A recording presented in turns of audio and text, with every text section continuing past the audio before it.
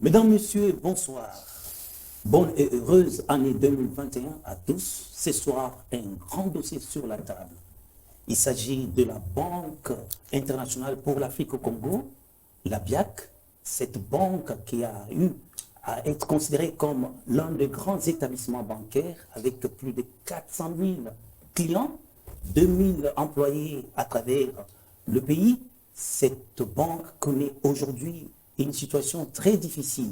Elle est secouée par une crise indicible, une crise grave due au dysfonctionnement, à la fraude, au détournement des fonds qui a conduit la Banque centrale à décider de retrait de son agrément. Et cette décision qui a justement obligé aussi la liquidation forcée de la BIAC en désignant un liquidateur indépendant. Situation qui n'a pas traîné parce que même applaudi par de nombreux travailleurs de la banque et aussi de nombreux déposants qui attendaient voir l'issue de ces processus pour être restaurés dans leurs droits, quelques jours seulement, c'est le Conseil d'État qui fait surface. La section contentieuse du Conseil d'État a pris une ordonnance en référé notifiant à la BCC la suspension de la liquidation forcée de la BIAC et aussi même la désignation du liquidateur indépendant. Et entre-temps, pendant que cette mesure du Conseil d'État a été prise, il y a eu aussi le parquet près de la cour d'appel de Kinshasa-Gombe qui intervient avec des actions initiées, notamment un mandat de comparution, je dis un mandat de comparution de l'ancien président du comité d'administration provisoire de la BIAC et aussi une réquisition à experts qui a été adressée au gouverneur de la Banque centrale du Congo. Cacophonie, confusion, on s'interroge parce que certaines personnes qui ont mené des enquêtes ont trouvé que derrière toute cette situation, il y a les actionnaires de la banque qui sont en train de tirer des ficelles.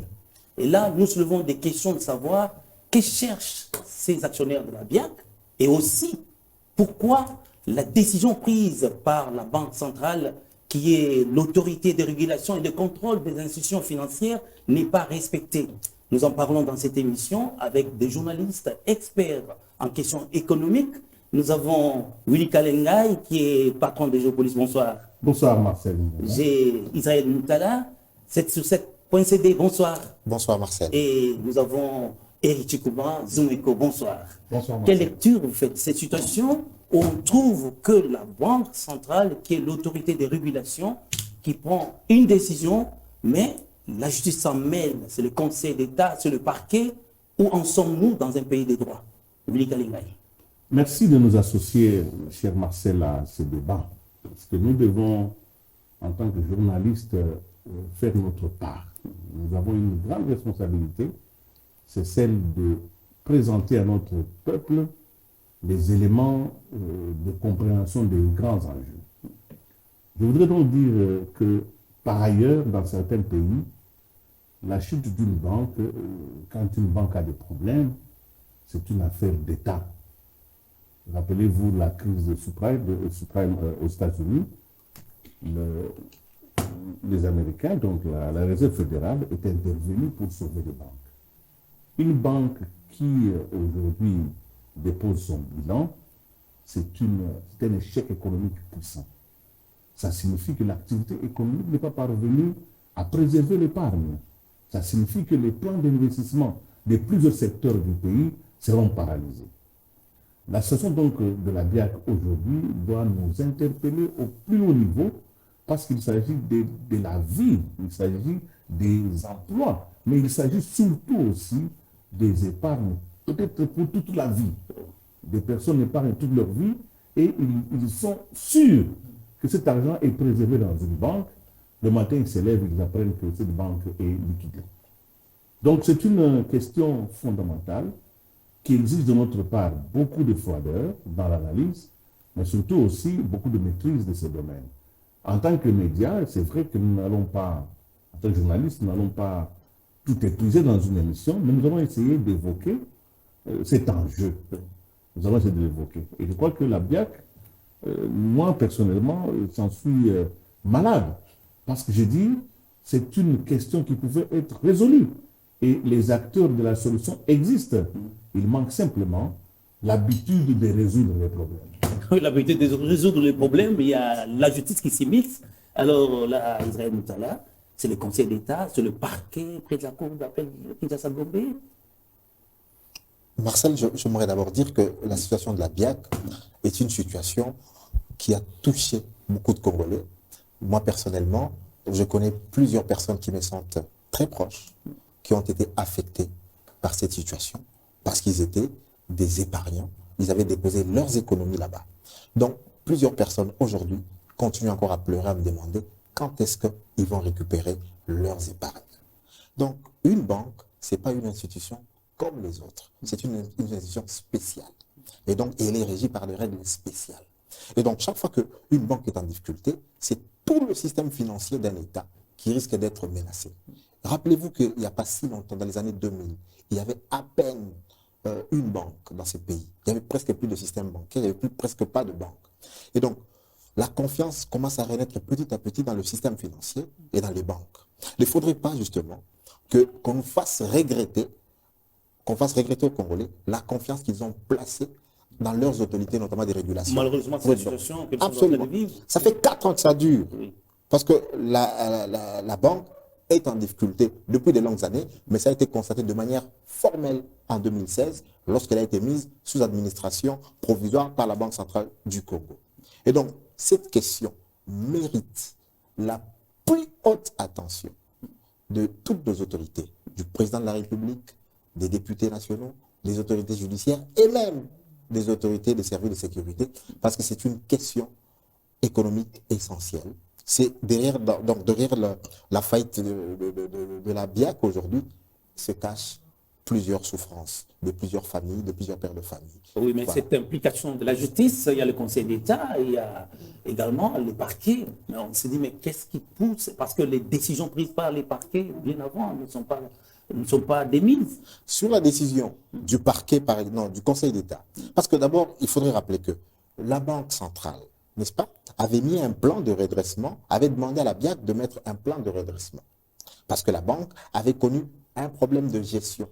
Ça veut dire que les actionnaires sont fautifs parce qu'ils avaient créé des sociétés ou ils avaient d'autres sociétés à qui ils ont donné du crédit sans contrepartie, des crédits, comment dirais-je, fantaisistes. Donc, le portefeuille de la banque était très dégradé avec un actif qu'on appelle toxique, qui peut aller dans l'ordre de 180 millions de dollars. Et après, eux-mêmes, les dirigeants, ils ont détourné certaines sommes. En termes de millions de dollars. Il y a eu beaucoup de problèmes de gestion. Il y a eu aussi un problème de l'adéquation entre le coût d'exploitation et les ressources de la banque. Ce qui fait qu'à un moment, la banque était en difficulté. On a demandé, l'autorité des régulations avait demandé déjà en 2012 que la banque, la BIAC, puisse produire un plan de redressement. Le plan de redressement en question n'a pas été produit. Et donc, la banque est entrée en difficulté. Parce que justement, à un moment donné, l'État ne pouvait plus continuer à financer, grâce à un crédit revolving, l'exploitation de la banque. C'est ce qui fait qu'on est arrivé à la décision de la mise sous administration provisoire. Voilà, là, Même ce processus, parce que je voudrais expliquer pour arriver à la décision de la justice. oui. Et donc, les autorités de régulation ont posé un certain nombre d'actes, aussi bien administratifs que judiciaires. Parce que toutes les violations des instructions de la Banque centrale, de la loi bancaire, notamment l'instruction 14 sur les normes prudentielles, la loi dit justement qu'elles peuvent se transformer en infractions autonomes. Et dès lors déjà, la Banque centrale du Congo avait pris un certain nombre de dispositions en alertant les autorités judiciaires, qu'on puisse prendre des mesures conservatoires, qu'on puisse il avait attiré certains dirigeants de la banque, de la BIAC, devant la justice. Donc, il y avait plusieurs dossiers qui étaient pendant en justice. Et on est arrivé à la décision malheureuse, mais qui s'est justifiée, du retrait de l'agrément de la BIAC qui est tombé justement en octobre 2020. Et c'est contre cette décision du retrait d'agrément et de la nomination d'un liquidateur forcé que les actionnaires sont allés attaquer devant le Conseil d'État. C'est leur droit d'aller devant en justice. Mais le problème, c'est qu'il y avait déjà des procédures judiciaires enclenchées depuis 2016 qui n'ont pas abouti. Comment on trouve aujourd'hui soudainement, la justice, elle est plus apte à régler maintenant cette question aujourd'hui avec une telle célérité, alors qu'il y a des dossiers plus importants. Ils sont restés longtemps. Donc moi, je m'interroge seulement tout simplement sur cette politique de 2 poids, 2 mesures de la justice pour une question aussi importante. Éric Tchoukouma, les causes sont déjà énumérées par Israël. On peut connaître d'autres causes qui ont fait que la banque, la BIAC, puisse être aujourd'hui en faillite. Je pense que mes 2 prédécesseurs l'ont dit tout à l'heure, c'est la cause principale, c'est en fait la très mauvaise gestion de la BIAC par le conseil d'administration, la direction générale, et avec notamment l'émission de l'actionnaire majoritaire qui se veut être le groupe Elwin Blattner dans la gestion courante de cette banque.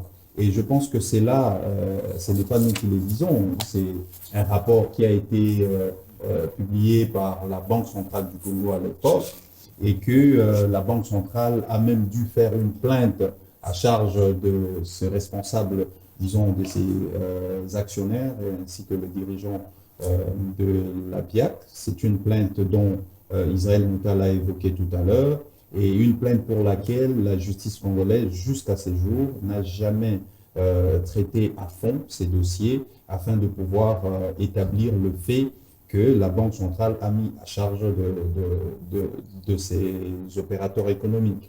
Alors, il y a eu, en plus de cela, la dilapidation de l'épargne du public.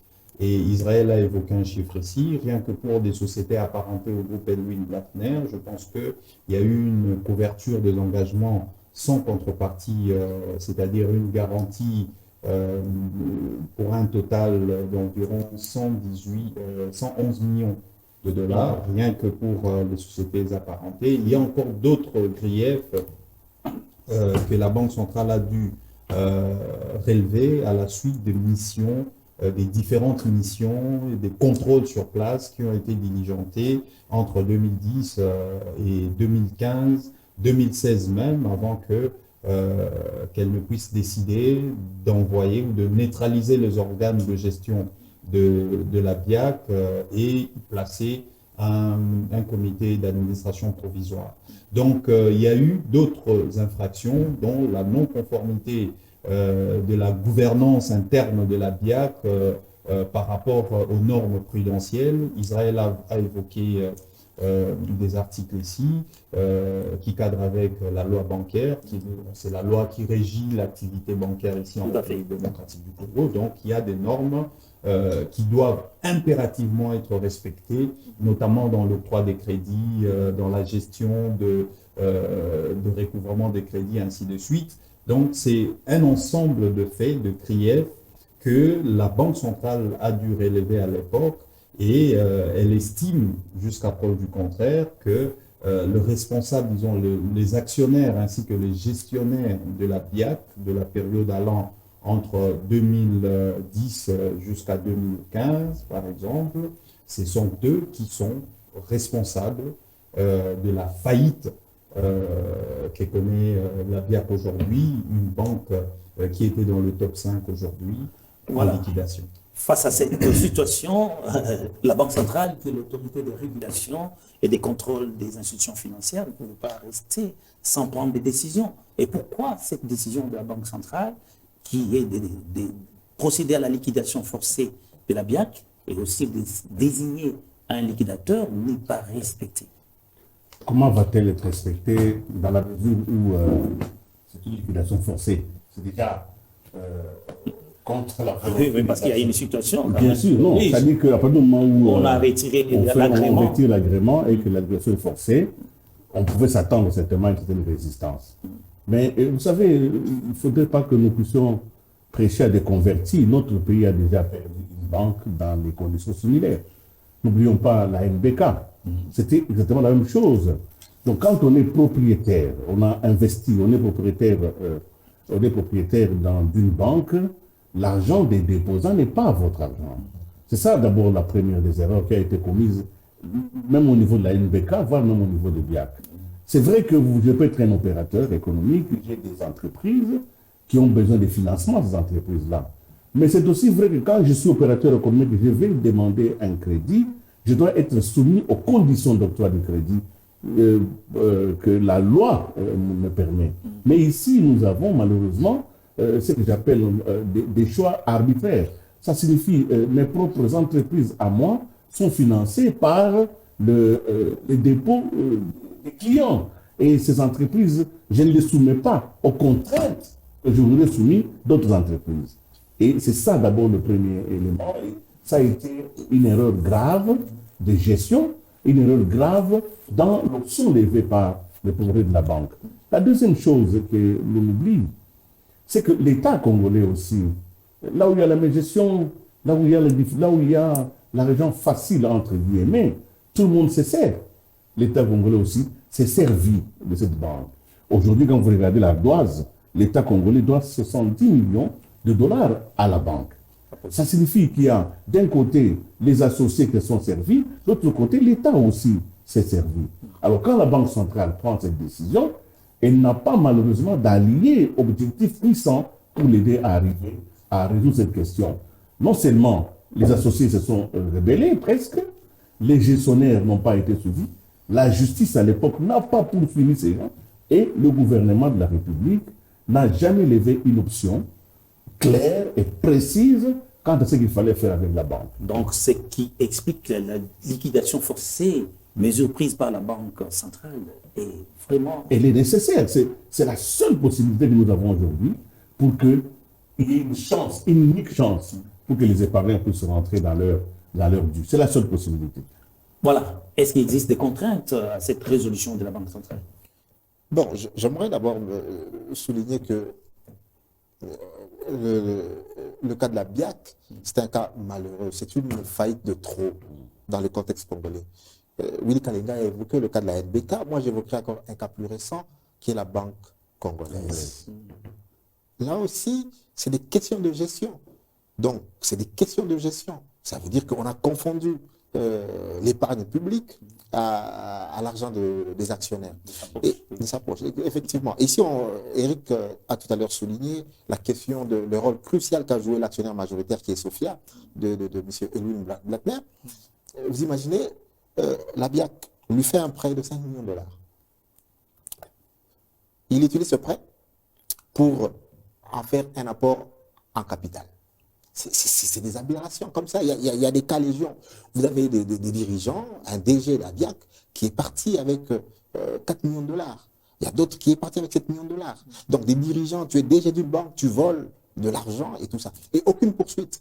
C'est scandaleux. L'argent qu'ils prenaient, c'était pas leur argent, c'était l'argent des contrôleurs congolais. Et donc aujourd'hui, il y a beaucoup de pleurs, beaucoup de tristesse et beaucoup de larmes. Et c'est ce cri-là que j'aimerais que nos dirigeants, ça veut dire que la justice, quand ils traitent ce dossier BIAC, qu'ils puissent d'abord penser aux épargnants, aux déposants, à la petite maman qui mettait ses économies de 100 $, chaque mois ou tous les 2 mois, et tout ça. Et donc, c'est cette détresse-là. Absolument, c'est cette détresse-là. Et comme l'a dit Willy Kalenga, il n'y a pas d'autre solution. On a essayé un plan de redressement, ça a échoué. Parce qu'un plan de redressement, ça a nécessité une récapitalisation de 250 millions de dollars, à peu près. Et donc, pour mettre en place ce plan de redressement, les actionnaires n'ont pas joué le jeu. Ça veut dire qu'ils ont saboté, ils ont découragé les éventuels repreneurs. Parce que tu ne vas pas reprendre un bien. Il y a une faiblesse dans la loi. Parce que même si la banque est mise sous administration provisoire, elle demeure en tout cas propriété des actionnaires. Donc, le fait que les actionnaires ont mal géré ne leur dépouille pas de la propriété de leur banque. Maintenant que les actionnaires sont en train de jouer, en soufflant le chaud, le froid, parce que ce sont des titres officiels, on a trouvé que c'est des actionnaires qui sont allés contacter le parquet, qui sont allés au Conseil d'État. Cette action des actionnaires, comment vous la jugez? Est-ce qu'ils ont le droit de réclamer une liquidation volontaire à la place d'une liquidation forcée? Non, ils n'ont pas le droit de réclamer une liquidation volontaire. Dès lors qu'ils ont mal géré, voilà, dès lors qu'ils ne peuvent pas être juges et partis à la fois. C'est pas possible. Il y a eu une liquidation, parce que la liquidation forcée, qu'a enclenché la Banque centrale du Congo, en tant qu'organe de régulation et de contrôle du secteur bancaire, et donc elle est légale. Ça veut dire qu'elle est étayée par des lois. C'est telle loi, il y a des instructions bancaires, il y a la loi bancaire qui organise la liquidation forcée. Et c'est par rapport à ça qu'on a désigné notamment un liquidateur indépendant, autonome, qui lui-même sera supervisé par un cabinet d'audit de renommée internationale qui est PricewaterhouseCoopers. Et donc, tout a été fait dans les règles de l'art. Pourquoi on liquide? C'est parce qu'on veut tout simplement désintéresser d'abord les épargnants, les travailleurs et les débiteurs de la banque. Parce que si on laisse aux gens qui ont mal géré la banque de faire eux-mêmes la liquidation forcée, ils peuvent dire, parce qu'ils s'étaient octroyés eux-mêmes d'ailleurs de crédit à leur société, ils peuvent commencer d'abord par désintéresser la vingtaine de sociétés qui ont bénéficié de leurs prêts au détriment des épargnants. Donc, il faut quelqu'un de neutre, il faut quelqu'un d'indépendant pour mener à bien cette liquidation forcée. Et cette prérogative revient de droit et de jure et de facto à la Banque centrale du Congo. Et en ce moment que le Conseil d'État et la justice se sont mêlés dans ce dossier, comment on peut analyser l'impact ou l'implication de leurs mesures pour une bonne issue de ces dossiers? Bon, moi, je pense qu'aujourd'hui, comme je le dis, ça fait 4 ans de détresse qu'il y a des gens qui ont mis leurs économies là-bas. Ça fait 4 ans de détresse. Et donc, ces 4 ans de détresse doivent être entendus notamment par les autorités judiciaires. Pourquoi? De ne pas tomber dans le piège des actionnaires. Les actionnaires, ils ont déjà fait preuve de beaucoup d'actes de mégestion. Beaucoup on leur ferait confiance.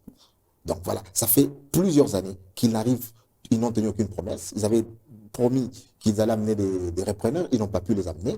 Donc aucune de leurs promesses n'a été tenue. Donc ici, ce sont des manœuvres dilatoires pour empêcher la liquidation forcée. Et donc, plus ils entravent l'exécution de la liquidation forcée, plus le système bancaire, notre système bancaire est gangréné. Il faut tourner rapidement et bien cette page blanche et ça passe par la liquidation forcée. Oui, c'est malheureusement la situation que nous vivons parce que la suspension de la mesure de la Banque centrale par le Conseil d'État met tout en position d'arrêt. Parce que là, ce sont des mesures conservatoires et ce sont des victimes qui continuent à pleurer et ça ne tourne pas. Est-ce que Eric, tu as quelque chose à ajouter là-dessus? Oui, je pense que la Banque centrale, au regard de cette prérogative, a l'obligation de pouvoir protéger l'épargne du public, mais aussi veiller à ce que le système financier fonctionne de manière optimale et que sa stabilité ainsi que sa crédibilité soit garantie. Et aujourd'hui, au stade où nous en sommes, je pense que le Conseil d'État, en prenant des décisions comme celle qu'il a prise récemment, devrait préserver l'intérêt du public, du peuple congolais. Les imaginez, sont nombreuses, les victimes sont vraiment comptées, les opérateurs miniers, les gens qui doivent tourner, oui. Justement, donc par rapport à des intérêts du peuple congolais et des opérateurs économiques, que ce soit congolais ou étrangers, qui ont fait confiance à la BIAC, et les actionnaires qui sont présentés aujourd'hui comme responsables de la situation calamiteuse dans laquelle la BIAC se trouve, je pense que le choix est clair. Les institutions publiques aujourd'hui devraient veiller à ce que la liquidation forcée engagée par l'autorité habilitée puisse aboutir afin de pouvoir désintéresser toutes les parties prenantes. Donc, c'est une décision salutaire, Willy l'a dit tout à l'heure, et je pense que c'est le schéma sur lequel il faut avancer. Voilà, est-ce qu'il y a des issues à ces dossiers? Nous savons qu'on a connu l'affaire Bild, ça c'est pas une banque. Les gens sont fait escroquer et jusqu'à ce jour, il n'y a jamais eu de conclusion de la justice.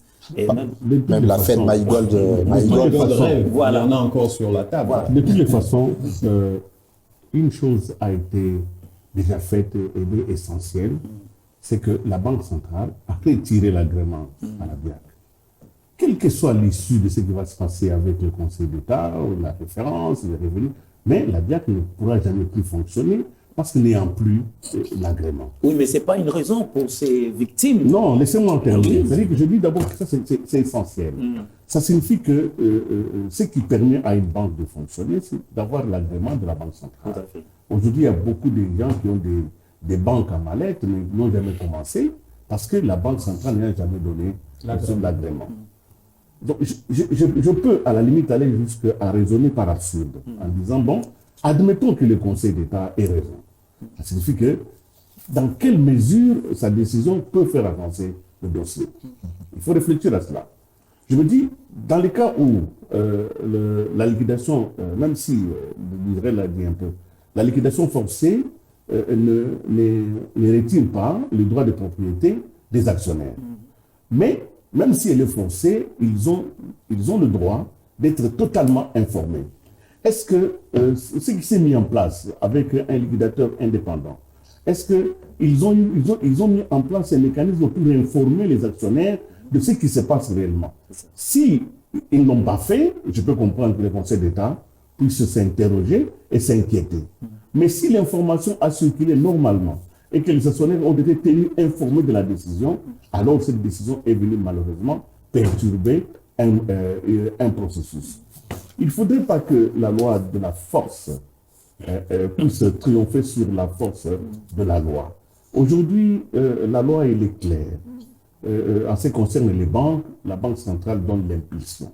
En ce qui concerne la récupération et la justice, nous avons les organes de la justice.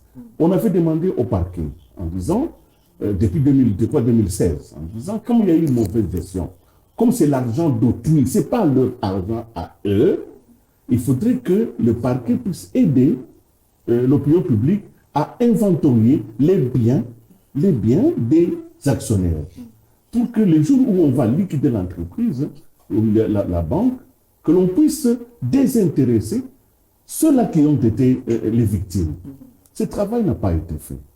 Ça signifie qu'aujourd'hui, le parquet a quand même montré de la résistance par rapport à cette requête de la Banque centrale. Donc, s'il y a un travail à faire, c'est de sécuriser tout le monde, même les actionnaires. Et je crois que ce travail-là, il ne peut pas attendre. Il ne peut pas attendre. En même temps, c'est l'issue de ce dossier. Après analyse, Israël, quelle est pour vous l'issue de ce dossier? Par où on peut passer pour qu'au moins les victimes se retrouvent et aussi la Banque centrale ait donné sa leçon parce qu'elle est l'autorité de régulation et de contrôle des institutions financières? Merci.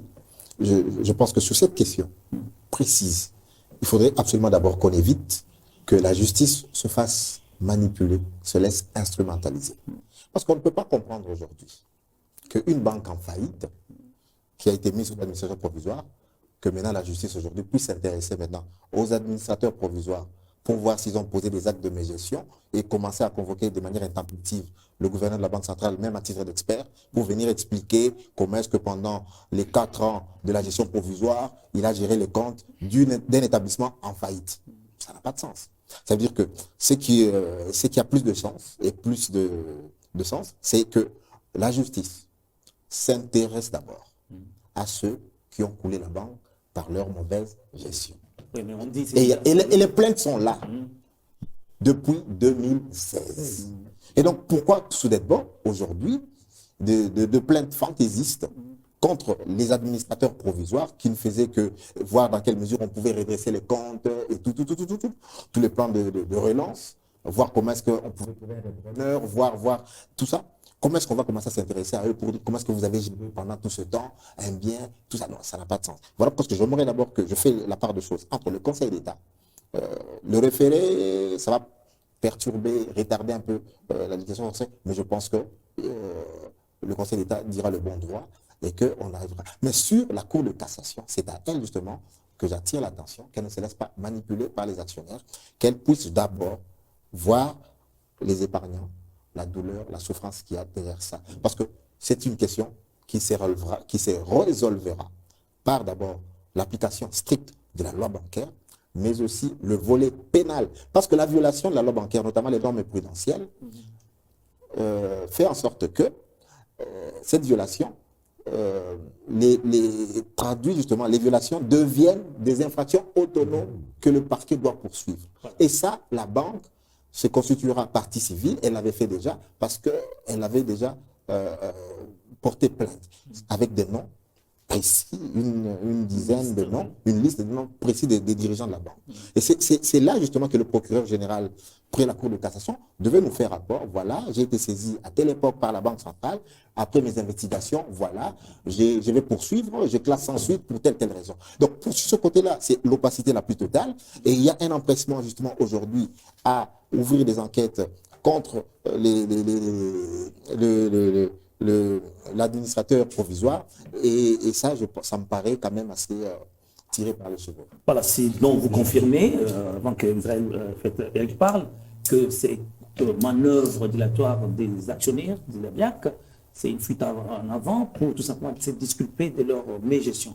Et là, vous confirmez cette position? Je pense que c'est ce qui s'est dit. Hein. Déjà au niveau de la BIAC, il y a le personnel qui parle dans le couloir de la Banque centrale, ça se raconte. Donc, mais je voudrais, avant de répondre à cette question, revenir sur ce que Willy Kalenga a dit tout à l'heure, en rapport avec la liquidation volontaire ou forcée, volontaire quand il s'agit des actionnaires eux-mêmes. Ils veulent liquider de manière tout à fait indépendante, volontaire, leur banque. Et la liquidation forcée, qui est une décision relevant de l'autorité régulatrice. Donc, je pense qu'il y a un problème de confiance au stade où nous en sommes. Il y a un problème de confiance. Comment la Banque centrale peut-elle faire confiance ou croire à des personnes ou des actionnaires qui ont été défaillants dans un secteur aussi stratégique? Est-ce que le fait que la Banque centrale aujourd'hui revienne, s'il faut le tolérer, revienne sur sa décision en disant bon, on vous laisse faire tout ça, seront-ils capables d'assurer à ce que tous les épargnants, tous les créanciers, tous les agents puissent rentrer dans leurs droits? C'est ça la question. Tant que la Banque centrale a initié des mesures coercitives à l'époque, en portant même une plainte devant les juridictions compétentes, afin que la justice puisse faire son travail, et cela n'a jamais été exécuté. Là, c'est un problème. Donc, à ces stades, je pense que l'option qui reste, c'est celle de la liquidation forcée.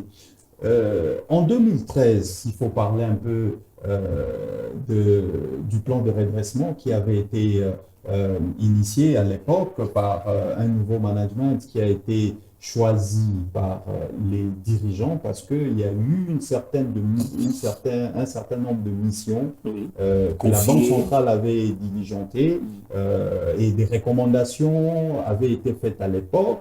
Les actionnaires avaient désigné un dirigeant, en la personne de Michel Osembe, qui à l'époque est arrivé avec des missions précises, avec son comité, pour pouvoir faire un plan de redressement, élaborer un plan de redressement de la BIAC. Et ces plans de redressement a été élaboré conformément aux normes, tout ça avec l'accompagnement de toute l'expertise, que ce soit locale ou internationale, qui a été recrutée par ces managements. Mais les actionnaires se sont retrouvés en incapacité à cette époque-là de pouvoir refinancer ou alors apporter de capitaux nouveaux dans la banque. Et à l'époque, c'était évalué à peu près 40 millions de dollars.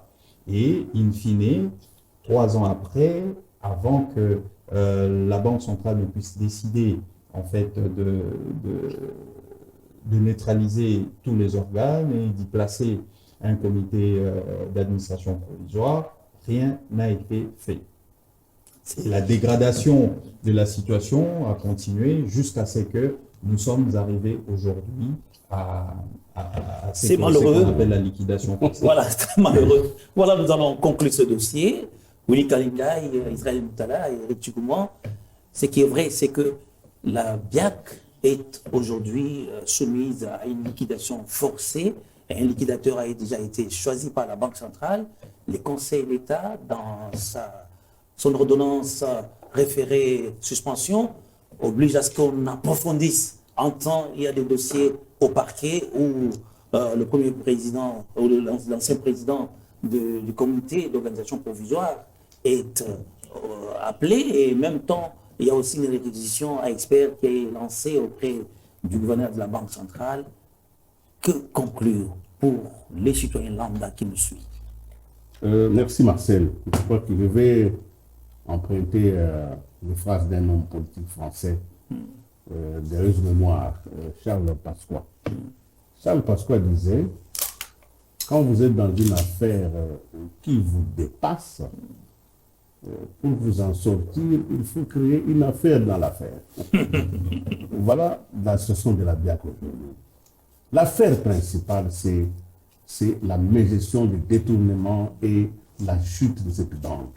Et les gens sont libres. C'est ça l'affaire se joue. principale. Oui. C'est ça qu'il faut Les régler. auteurs sont libres. Mais parce qu'on ne sait pas affronter cette question principale, hein, alors on crée des affaires dans l'affaire, notamment des réquisitions, des conseils d'État, appeler des gens qui géraient déjà la faillite, vous allez leur demander de quelle manière ils l'ont gérée. C'est une affaire dans l'affaire pour distraire l'affaire principale. Je pense qu'il faut beaucoup de courage. Et ici, j'en appelle à l'autorité suprême. L'autorité suprême, notre chef d'État, et pourquoi pas le gouvernement. Il faut beaucoup de courage pour que le dossier tel qu'il se présente aujourd'hui soit mis sur la table du chef de l'État.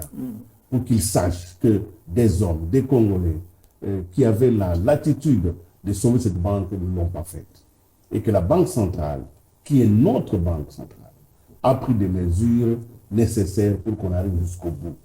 Il faut aller jusqu'au bout de ce processus pour que nous puissions aider les épargnants, mais surtout aider l'épargne nationale. Et Israël l'a dit, pour qu'on puisse ne pas perdre la confiance que le peuple a mis dans le système bancaire. Si cette question de la BIAC n'est pas résolue dans le fond, les gens vont revenir à la thésaurisation et ils vont perdre la confiance dans le système bancaire. Israël, merci Willy. Cette question est une question centrale. Pour moi, il y a deux leçons à tirer de cette question, deux actions à faire.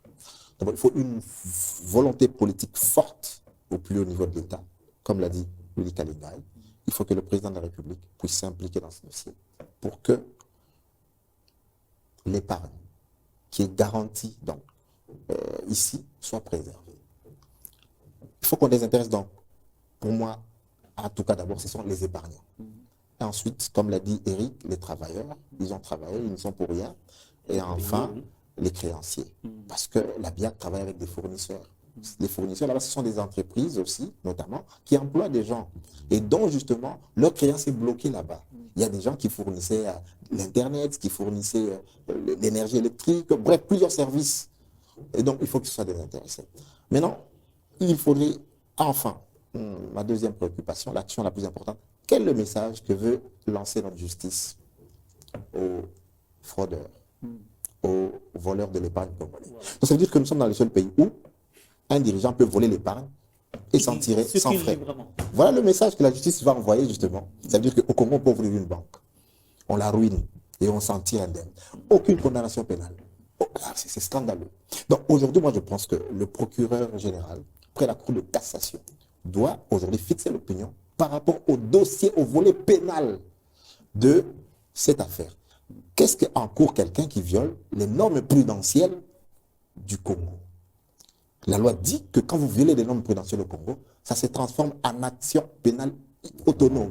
Alors, qu'est-ce que, justement, lui, le procureur général, qui est le garant de la loi, a fait par rapport à ça? Est-ce qu'on peut violer les normes prudentielles aux États-Unis et s'en sortir indemne? Est-ce qu'on peut violer les normes prudentielles en France et s'en sortir indemne? Se balader et prendre des avions et tout ça, comme on le voit avec certains dirigeants de cette banque. Et donc, c'est scandaleux. Donc, moi, la question la plus importante, comme l'a dit, quel est le message que la justice congolaise veut envoyer au monde et même aux futurs épargnants congolais? Parce que pour que les gens mettent maintenant leur argent dans le système bancaire, il faudrait absolument d'abord que ceux de la BIA soient justement indemnisés et rétribués. Merci Israël. Eric. Oui, je pense qu'en plus des recommandations que Willy et Israël ont formulées tout à l'heure, je pense que le gouvernement congolais a aussi une part de responsabilité. Willy l'a dit tout à l'heure, c'est un montant d'environ 70 millions de dollars que le gouvernement, que l'État congolais, dans ses différents embranchements, doit à la BIAC. Et plusieurs fois, il a été sollicité, nous avions appris à travers les ondes que la Banque centrale voudrait que le gouvernement, par exemple, puisse étatiser ou nationaliser la banque, la BIAC. Mais cela n'a pas été le cas. Jusqu'aujourd'hui, le gouvernement n'a jamais levé une option concrète, une option ferme, précise en rapport avec le dossier BIAC. Donc, c'est une opportunité aujourd'hui que le Premier ministre, que le gouvernement qui devra se réunir, peut-être le futur gouvernement de l'Union sacrée de la nation, puisse statuer sur ces dossiers de la BIAC en Conseil de ministres, qu'une option claire soit levée, de sorte que les épargnants, les créanciers, les travailleurs de la BIAC, toutes ces personnes puissent être rétablis dans leurs droits. Et en rapport avec les instances judiciaires, je pense qu'il faudrait qu'on évite, Israël l'a dit tout à l'heure, il faudrait qu'on évite vraiment que les cadres de BIAC puissent faire école, puissent servir de jurisprudence à d'autres, puissent permettre à d'autres de faire des émules. Donc, il faut vraiment que la justice puisse assumer. Nous sommes dans un état de droit. Bon, c'est ce qui s'est dit. Maintenant, il faudrait que la justice puisse assumer et nous l'encourageons à pouvoir prendre des initiatives précises en rapport avec ces dossiers. Et ne jamais oublier donc tout ce que les parties prenantes vont devoir prendre comme décision, que les agents de la BIAC, que les épargnants de la BIAC, que les créanciers de la BIAC attendent leur argent. Et ça, c'est le plus important, c'est le souci, c'est la seule motivation de la Banque centrale du Congo et qui doit s'assumer et poser des actes conséquents afin que toutes ces personnes-là puissent trouver des solutions à leurs problèmes. Merci Israël, merci Eric, merci Willy Kalingai. Tout le monde peut aujourd'hui retenir qu'il est grand temps que ces victimes de la BIAC puissent être restaurées dans leurs droits. Et nous connaissons dans notre pays que la seule autorité de régulation des institutions financières et qui a le droit de contrôler, c'est la Banque centrale du Congo. Et l'issue donnée, qui est la liquidation forcée, est la meilleure pour que rapidement toutes les victimes soient restaurées dans leurs droits. Nous remercions vous tous qui nous avez suivis, nous remercions les journalistes, j'ai dit Eric Tchikouma des Zomoiko, Israël Moutala 7sur7.cd et Willy Kalingai Géopolis. Mesdames, Messieurs, merci et nous vous fixons rendez-vous pour un autre numéro de l'émission.